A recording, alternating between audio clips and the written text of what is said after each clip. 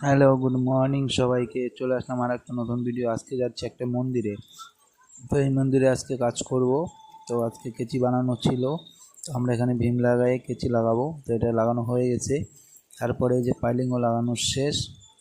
তারপরে আমাদের চা খাওয়ার টাইম চলে আসলো। চাটা খেয়ে এরকম লাগতেছে কিছু ঘন্টা পরে আমাদের ছুটি হয়ে গেল।